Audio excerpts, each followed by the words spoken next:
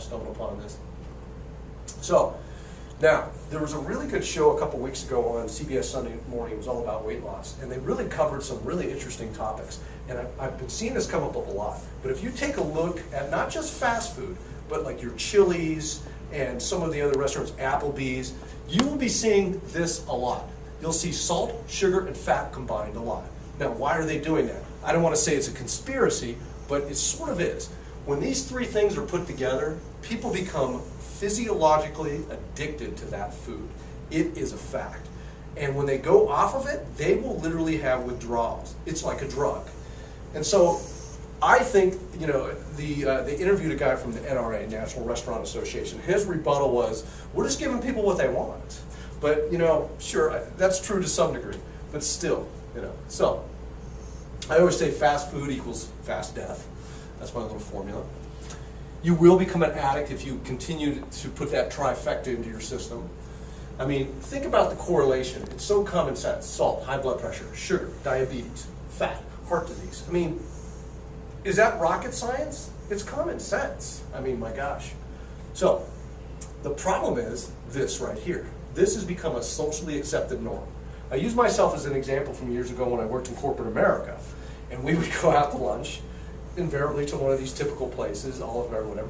And I would order, you know, the grilled fish and, you know, this and that, and a side of vegetables, and everybody would be just like, oh, you're a health nut, you're a health nut. And I'm just sitting there going, when has regular food become health nut food? I didn't order a tofu burger and a side of something weird vegetarian. I mean, it's food. But there they are, and the favorite one I used to see at lunch is the nachos with the sour cream, the cheese, and the beef, and all that grease, and what's in that combination, okay? There's at least two. There's the salt and the fat, and a lot of it, okay? Now, this is true, and I do believe this. You know, personal choice and responsibility are always your best defense. But I will tell you this, peer pressure doesn't end from high school. I see it all the time in our adult life. People will try to get you to do what they're doing because it helps minimize their guilt. You ever notice that? It's really true. If you can get somebody to eat the same bad thing you are or drink the same bad thing, people feel less guilt. You know, it's a herd mentality. Now, this is something I found. This is brand new. They're really up in their game. The Grand Slamwich, okay? And I checked this on their website, so it's verified, validated, okay? And basically, this is a typical meal that people are eating, you know, is this sandwich with the everything hash browns, which by the way includes cheese and gravy. I don't think I've ever had anything with cheese and gravy. My God, you know? So, look at this, 2,100 calories, 50 grams of saturated fat, so the total fat was even higher. 95 grams of sugar and sodium. There it is, lady, you know, fat, sugar, salt. Okay? Could you imagine? I mean, this is more calories than some people need all day. And it happens. And you know, add the large OJ in there, and that's where a lot of the sugar comes from. You know, it's just insane. Here's one that's not quite as bad, but close second.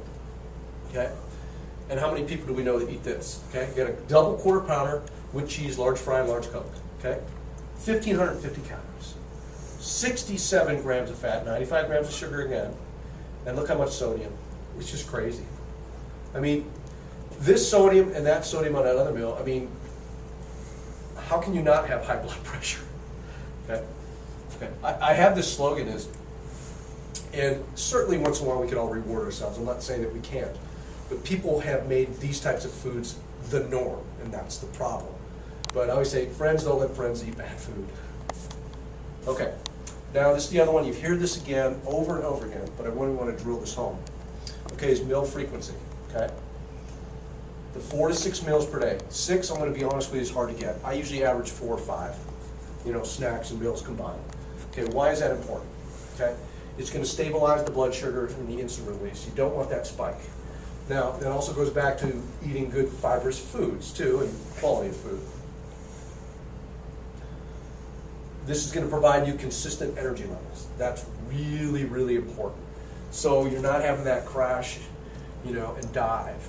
You know, you get real hyper, and then all of a sudden you crash because you're eating the wrong kind of foods, the white flour, the sugar. You know, I use myself as an example. I remember years ago, I worked back in Ohio, So I've been here basically 15 years. And we used to go to the Olive Garden. And I got suckered into the never-ending pasta bowl. I think it's still popular today. And those breadsticks. And I think the only redeeming thing was the salad. So here I am eating this pasta and hanging out with everybody, and you're talking, you're not even realizing, oh, you like more pasta? So yeah, sure. And we all went back to our cubicles at the office, and all of us were falling asleep. It was almost comical, you know, because one guy was dozing off, another one, we're all sleepy. Why? Because we ate way too many carbohydrates. No balance of vegetables, no balance of enough protein, and then that salt. Oh God, those breadsticks were just so salty. Now, by also doing the small meals, you're going to keep the metabolism high. So you got three big things here that really come into play. Stabilizing blood sugar, consistent energy levels, no crash, and keeping that metabolism up all day is really important. That's what's going to get your body to burn fat. And last but not least, this is a big one, is when you go long periods of time, okay? Now let's go back to the pyramid again, okay? Or the funnel rather. Is in the morning, so you eat little or no breakfast, okay?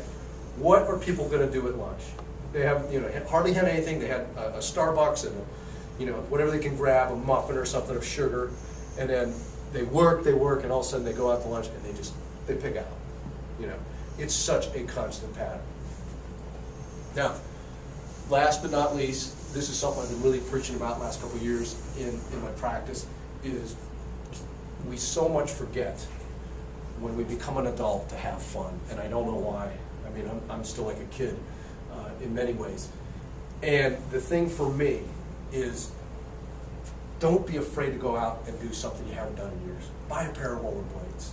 Go buy a badminton set. I mean, when I did a seminar at Chase Bank about a year and a half ago, and there was all these 8 to 10-year-old kids, and so they kind of half listened to what I had to say. I kept the speech extremely short, you know, but when I said, we had brought in some equipment and said, okay, how many of you guys want to do it? They all just came rushing up.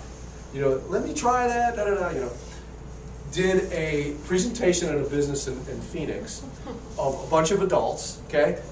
And I said, okay, I've got some stuff up here. Who wants to get up here? And it was like everybody was super glued to their seat. I was like, what happens there, you know?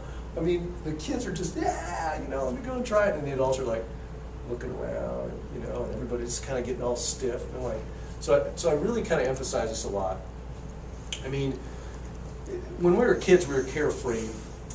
I tell this story often of people treat me like Lance Armstrong when they find out that I rode my bike to the studio because I lived down in South Chandler.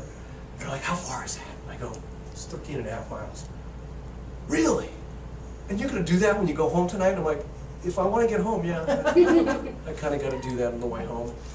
That's amazing. And I'm just thinking, how many times when you were a kid did you jump on your bike and just ride for hours? And you didn't come home and say, Mom, I went 17.2 miles. No, you got on your bike and you had fun. And the nice thing about it is, sure, when we're over there, we try to keep it fun for the clients, but you know, it is still structured. So I really try to emphasize is, you know, never ever forget to play like a kid. And whether it's badminton, like I said, rollerblading, or just something to get out there, just if you go on a basketball court, just shoot around, you know, just try to get in the basket, chase the ball. You know, that way you're not like, oh, you know, this is work, or I gotta do a few more shots. How many shots do I gotta do? 25? No, just go out and have fun. Make sense? So, I want to leave you guys with one really important thought, and I want you to pass this along to anybody and everybody you know, is bad nutrition can kill, and it's killing our nation. I'm going to be employed for a very long time, no question about it. However, conversely, good nutrition can heal. I've seen it. It can reverse so many different things. And I mean, not only internally, but your skin, how you look,